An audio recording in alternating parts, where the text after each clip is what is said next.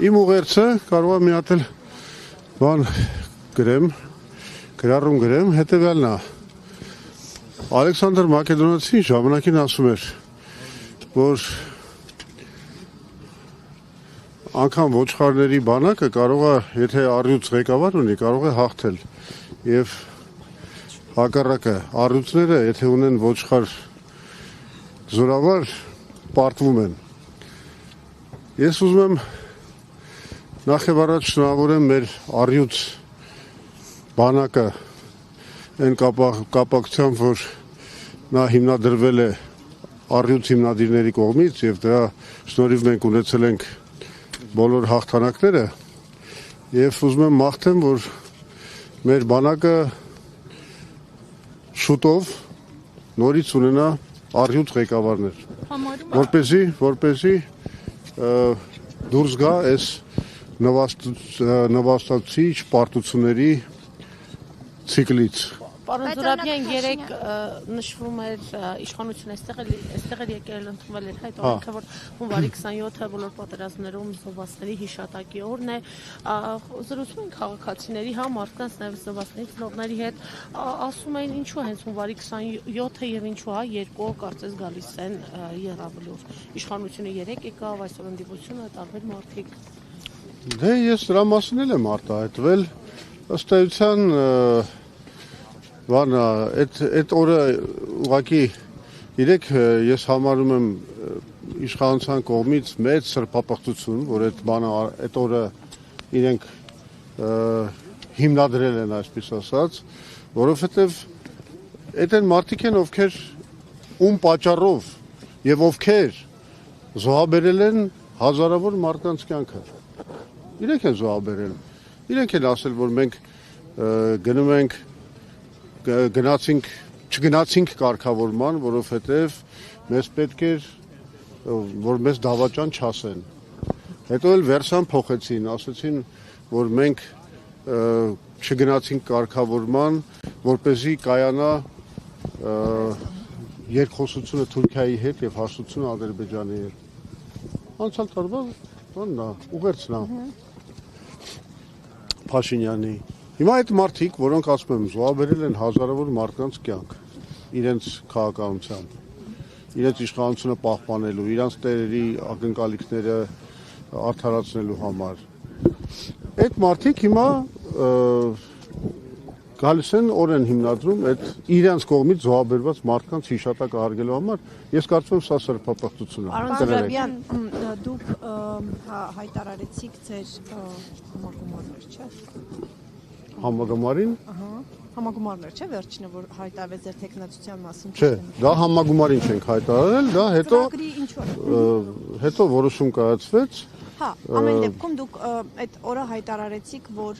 ձեր տեխնացության մասին հայտարարելու զուգահեռ, որ սկսում եք նաև քաղաքական դաշտի այդ քննարկումներ, հնարավոր միավորումներ կապած բավականին անցել է, պարոն Զուրաբյան, ինչ որ հստակություն կա քաղաքական ուժերի հետ բանակցություններից արդյունք կա եւ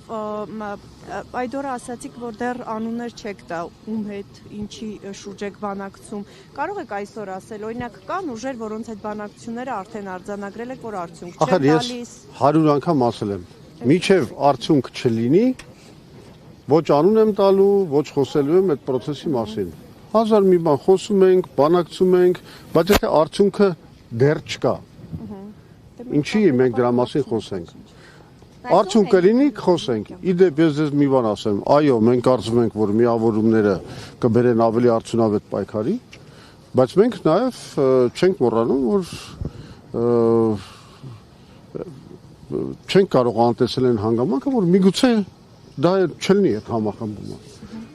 Եվ մենք ունենք մեր գաղափարները, մեր ծրագրերը, մեր ասելիքը, որը իրավունք չունենք չներկայացնենք մեր ժողովրդին։ Իսկ ըստ ձեզ այդ համախմբումը, եթե ի վերջո չստացվի, այսինքն այնքան լայն, ինչքան որ հիմա տարբեր գործիչներ, այդ թվում դուք նշում եք, դա կնվազեցնի Նիկոլ Փաշինյանին իշխանությունից հեռացնելու հավանականությունը։ Իհարկե ավելի արդյունավետ կլինի ու հենց դրա համար էլ մենք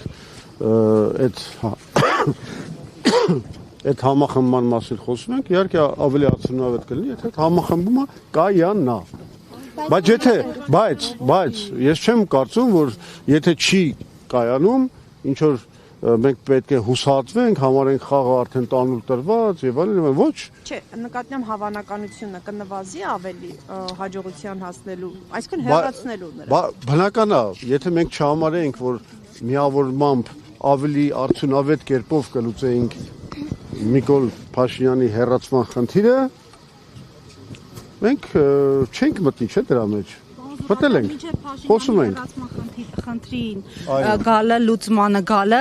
շարունակում են պրոցեսները գեոպոլիտիկ, Հայաստանի Հանրապետությունը ասում են, որ բանակցում է խաղաղության շուրջ, ինչու Ադրբեջանը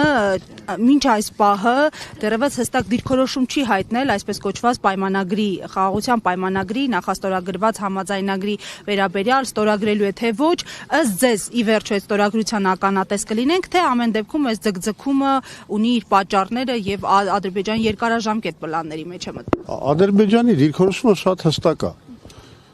Չնայած մեր բոլոր զիջումների, չնայած այն հանգամանքի, որ մենք ընդունել ենք ամեն ինչ, ինչ որ իրանք մեզ թելադրել են, իսկ մեր կողմից ոչ մի բան չի ընդունվել,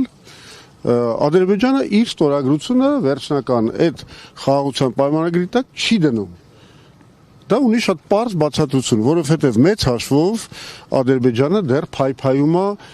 Սյունիքի անեքսիայի հույսը։ Նրանք ծրագրում են դա, նրանց հակահայկական, հայատյաց համակարգային պրոպագանդան խոսում է դրա մասին։ Ամերիկյան ներկայությունը ինչի մասին է։ Դուք նկատում եք թրիփը։ Այո։ Երաշխավոր չեն, թե ուղղակի վկա են, միջնորդ են, ինչ են։ Չէ, թրիփը դա իրականում գործարք է Միացյալ Նահանգների եւ Ադրբեջանի միջև, որովհետեւ ըստ էության այդ գործարքի ամբողջ իմաստը այն է, որ Հայաստանի տարածքով պետք է ապահովի անխոչնդոտ կապ Ադրբեջանի եւ Նախիջևանի միջև։ Ամեն դեպքում ասում են սուվերենության խնդիր։ Հիմա մենք դա վերլուծել ենք, էլի ներկայացրել ենք արդեն հանրությանը, որ մենք տեսնում ենք, որ իրականում չնայած այդ փաստաթղթի մեջ ամեն նախադասության մեջ ճխտած է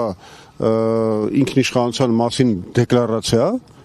այնուամենայնիվ այդ ինքնիշխանությունը չի պահպանված։ Ամենակարևոր կետը, որի մասին մենք խոսում ենք, հետևյալն է, որ Հայաստանի կառավարությունը բացառիկ լիազորություն է տալիս թրիփ զարգացման ընկերությանը 100 տարվա ընթացքում այդ տարածքում, որը կապելու է Նախիջևանը Ադրբեջանի հետ, որևէ բան նախագծելու, կառուցելու, պլանավորելու եւ այլն, ինչը նշանակում է, որ եթե այդ կետը չփոխվի, իսկ դա դեռ իրավական ուժ չունի, եթե այդ կետը չփոխվի, դա նշանակում է հետևյալը, որ Հայաստանը օրինակի համար չի կարող սուվերեն որոշում ընդունել նրա մասին, որ կառուցի երկաթուղի, որը կկապի Հայաստանը Իրանի հետ։